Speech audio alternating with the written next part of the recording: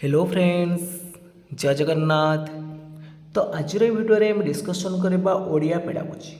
तो ओडिया पेडागोजी आपंकर most important top selected 30+ MCQ question को डिस्कसन करवा जहाँकि आपण मानक आगामी ओटीएटी और ता सहित आपण जो जेटी एग्जाम आसो बहुत बहुत हेल्पफुल कर। तो निश्चित भाव में आपण मैंने वीडियोटी शेष पर्यंत देखूँ। एथरू बहुत बहुत प्रश्न परीक्षा आसबार संभावना अच्छी। जदि आपण मैंने चैनल को प्रथम थर पर विजिट करुवे चैनल को सब्सक्राइब कर रखिए एवं वीडियोटी भल लगे लाइक कमेंट शेयर करने। तो चलतु डेरी नक आज क्लास टी आरंभ करवा। तो प्रथम प्रश्न अच्छी शब्दार्थबोध और शब्दानुशीलन क्यों पाठदान समय करा जाए? पद्य गद्य व्याकरण ना रचना लेखन कौन से आम गोटे शब्दबोध अर्थ कहवा शब्दानुशीलन करवा यहाँ आमर गद्य पाठदान कराए। पद्य आमर हेनी कि व्याकरण आसबनी कौन आसब ना गद्य पाठदान समय आम शब्दार्थबोध शब्दानुशीलन आम कर। तो परवर्ती प्रश्न अच्छी कवि परिचय प्रदान विषय पृष्ठभूमि और आलोच्य विषयर सारांश प्रदान क्यों सोपान कराए? जिते बड़े आम कौन श्रेणी में कौन गोटे पाठ माने क्लास करुँच दैनिक पाठ योजना हिसाब से आमर 3 प्रकार रोचे उपक्रम उपस्थापन मूल्यांकन। तो गोटे पीरियड माने 45 मिनट समय आमर कौन कौन भाग करा उपक्रम रोचे। प्रथम उपक्रम जोटा कि आमर सक्रियात्मक कार्य रु 7 ରୁ 8 मिनट भितर आमर उपस्थापन र 20 ରୁ 25 मिनट भितर और मूल्यांकन होची 5 ରୁ 7 मिनट भितर। तो ये जो समय भितर आमर कवि परिचय रोचे आम कवि परिचय प्रदान करवा विषय पृष्ठभूमि आलोच्य विषय सारांश कौ सोपान ना यहीटा जो रोचे आपण मानकर कौन ना उपस्थापन सोपान आमर कौन विषय पृष्ठभूमि आलोच्य विषय सारांश कवि परिचय उपस्थापन सोपान कराए। आ उपक्रम सोपान आमर कौन ना सक्रियात्मक कार्य पिला मानू पाठ प्रति मोटिवेशन करने आम पर्टिकुलर टॉपिक को रिलेटेड आम कि पद्य बा नाटक भाया कहीकि गप कहीकि आम पिला मानू आकृष्ट कर। तो परवर्ती प्रश्न अच्छी केउटी प्राथमिक स्तर में भाषा शिक्षार उद्देश्य नुहे? प्राथमिक स्तर में भाषा शिक्षार उद्देश्य नुह बोली पचार स्वशिक्षण दक्षतार विकास ना निज देशर संस्कृति सहित परिचित होबार सुजोग सृष्टि ना भाषा व्यवहार दक्षता ना व्यावहारिक व्याकरण केउटा प्राथमिक स्तर में भाषा शिक्षार उद्देश्य नुहे? प्राइमरी लेवल में निज देशर संस्कृति सहित परिचित होबार सुजोग सृष्टि। तो बी ऑप्शन जो मैंने चूज कर ठीक अच्छे। तो नेक्स्ट क्वेश्चन है क्यों दक्षता बिना कहवा शुणा पढ़ा और लेखा शिक्षा अर्थहीन हम? जदि पिलार क्यों दक्षता अभाव थी से दक्षता बिना से कह शुण पढ़ लेख ये सब अर्थहीन हो सब बुझी पारे। तो जी तार कौन बुझा शक्ति ना पिला पाखे जब बुझा दक्षता ना ताले कहवा शुणा पढ़ा लेखा सब अर्थहीन आसब। तो सी ऑप्शन जो मैंने चूज कर ठीक अच्छे से। तो नेक्स्ट क्वेश्चन देती पोर्टफोलियो मूल्यांकन क्यों प्रकार मूल्यांकन विशेष भाव व्यवहार होता है? आमर जो मूल्यांकन रहा 4 प्रकार व्यवस्थान मूल्यांकन गठनमूलक मूल्यांकन समाप्ति सूचक मूल्यांकन आउटा आमर अच्छे निदानात्मक मूल्यांकन। जो मूल्यांकन दृष्टि आम 4 प्रकार रोचे ये आपको समन्वय दक्षता। प्रश्न आसी कौन ना पोर्टफोलियो मूल्यांकन क्यों प्रकार मूल्यांकन? तो ये आपर सठिक उत्तर आसब ऑप्शन नंबर बी गठनमूलक मूल्यांकन। तो व्यवस्थान मूल्यांकन कौन ना कौन नूतन क्षेत्र में जोग देवाई जो प्रकार मूल्यांकन कराए तो सहीटा हम आपर व्यवस्थान मूल्यांकन। धर जाऊ गोटे पिला सप्तम श्रेणी नाम लेखापी योग्य कि ना आम जाना केमती? तो सहीटा जो प्रकार मूल्यांकन करवा से व्यवस्थान एमतीक आपर ओटीटी हो जेटीएस हो ये सब हूँ व्यवस्थान मूल्यांकन जोटा कि आम कहते प्लेसमेंट इभालुएसन। आ समाप्ति सूचक मूल्यांकन हूँ वर्ष शेष में जो एग्जाम करा समाप्ति सूचक जमीक आमर वार्षिक षाण्मासिक आ प्रत्येक एकक शेष में जो प्रकार मूल्यांकन करा गठनमूलक। और निदानात्मक मूल्यांकन हूँ कौन ये गठनमूलक परीक्षा जो दोष दुर्बलता रही है निवारण करने आम निदानात्मक मूल्यांकन करुचे। तो ये थिला आपण मानकर मूल्यांकन पर। तो नेक्स्ट क्वेश्चन देछि निम्नलिखित केउटी बन्ना सुधीर एक कारण अटे। पिलाटी बन्नान भूल करुछि तार कारण कौन हो पार जदि से त्रुटिपूर्ण उच्चारण करुच्ची जदि से भूल भाल उच्चारण करुच्ची सेठी भी तार बन्ना शुद्धि हम ना नहीं पिलाटी भूल जदि उच्चारण करू सेटा बन्ना शुद्धि हो तो शिक्षकर दक्षतार अभाव जदि शिक्षकर दक्षता भूल थी तो से जगह हो पार दोषयुक्त पठन सामग्री व्यवहार सेठी भी हो पार ताले सब गुड़िक रोचे बन्ना शुद्धिर कारण अटे। डी ऑप्शन राइट हम।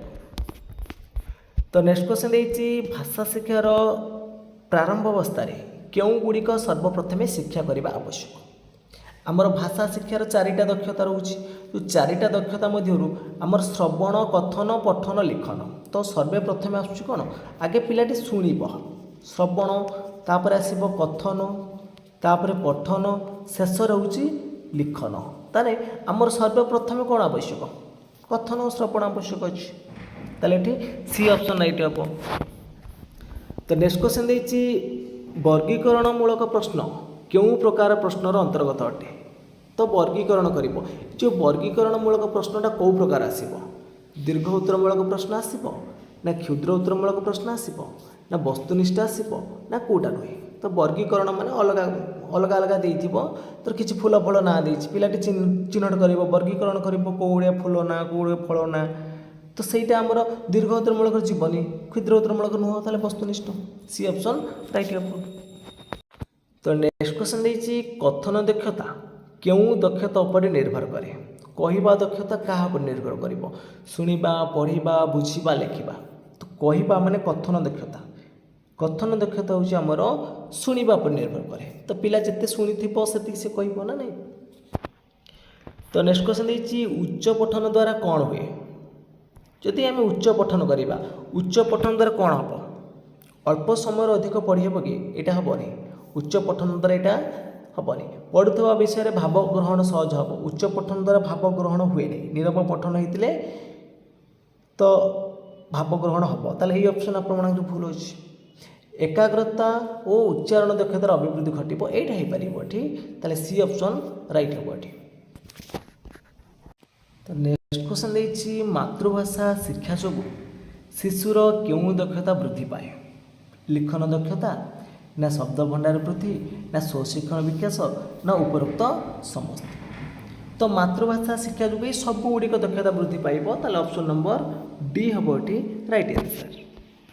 तो नेक्स्ट क्वेश्चन आसी केउटी पठन पाई एक उपयुक्त पद्धति रूपे विवेचित हुए नहीं शब्दक्रमिक बनानुक्रमिक छवि प्रणाली ना गल्प पठन। तो केउटी पठन पाई एक उपयुक्त पद्धति रूपे विवेचित हुए नहीं तो ऑप्शन भितर आपण सठिक उत्तर कौन आसो देखो ये बनानुक्रमिकटा हेनी बनानुक्रमिक कौन ना एमती कहवा तो देखो ये मणरसाणी सर मनीषर यहाँ हूँ बनानुक्रमिक तो यहाँ आपण उपयुक्त हेनी कि शब्द मनीष सर्वोत्तम एमती शब्दक्रमिक हो पार छवि देखिए हो पार गल्प पठन हो पार तो ये बी ऑप्शन राइट हम। तो नेक्स्ट क्वेश्चन देछि मनीषर सर्वोत्तम शक्ति सृजनशीलतार विकास यही मातृभाषा माध्यम ही संभवपर यही उक्ति कହାର मनीषर सर्वोत्तम शक्ति सृजनशीलतार विकास यही मातृभाषा माध्यम ही केवल संभव एक कथा कହାର ये कथा किए कही ना यही उक्तिटा हूँ आपर रायबन कही बी ऑप्शन राइट हम। तो गंगाधर मेहर कौन कही मातृभूमि मातृभाषा ममता जहाँ हृदय जन्मे ना ताकू जदि ज्ञानी गणरे गणिबे अज्ञान रहिबे ना यहाँ गंगाधर मेहर कही। तो नेक्स्ट क्वेश्चन देछि नीरव पठन द्वारा क्यों उद्देश्य साधित होता है बन्ना शुद्धि दूर हुए ना पठितांशर भावबोध सुगम हुए ना उच्चारणगत त्रुटि दूर हुए ना लिखन अभ्यास अभिवृद्धि घटे। जदि आम नीरव पठन करवा जोटा आम कहते कौन ना साइलेंट रिडिंग तो साइलेंट रिडिंग कौन हम ना आम जो अंशटा पढ़ुं पठिता अंशर जो भावबोधटा सुगम हम तो बी ऑप्शन ये राइट हम। तो नेक्स्ट क्वेश्चन आसी प्राथमिक स्तर में मातृभाषा शिक्षार क्योंटा लक्ष्य हुए मैंने प्राइमरी स्टेज रे मातृभाषार लक्षण कौन पिलार श्रवण दक्षतार विकास घटेब तार कथन दक्षतार विकास घटब लिखन दक्षतार विकास साधन कर किंतु यौक्तिकतार विकास साधन यहाँ प्राइमरी स्टेज नुह ताले सी ऑप्शन ये राइट हम। तो नेक्स्ट क्वेश्चन आसी केउं प्रकार कार्य लिखनर विकास रे सहायक होए नहीं।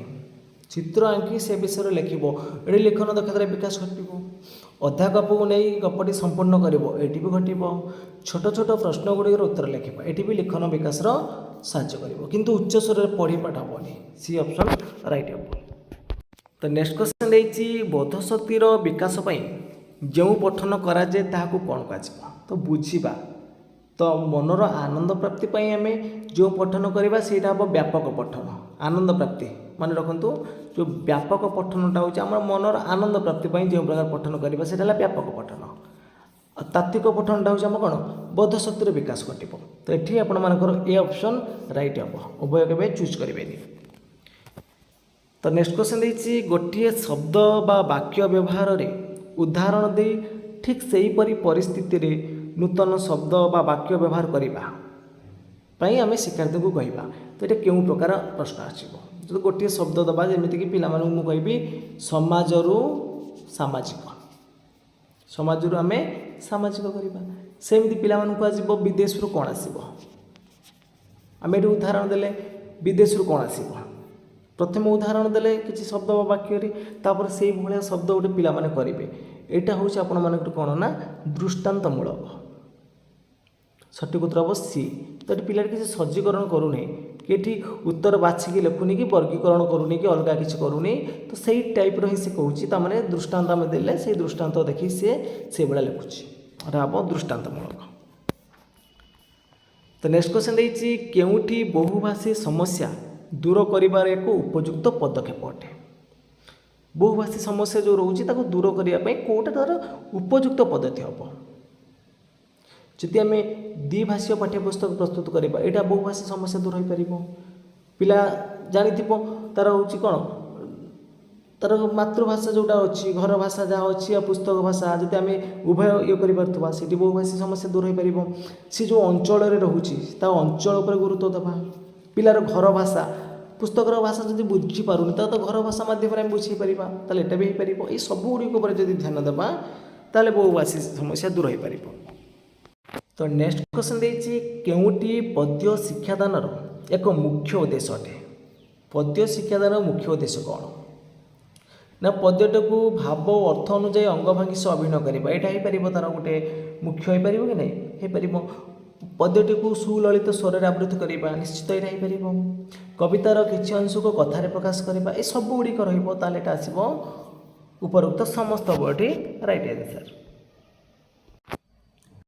तो परवर्ती प्रश्न अच्छी पिलार केउं दक्षतार विकास पाई शिक्षक शिक्षयित्रींकर साहाय्यर आवश्यकता न थाए।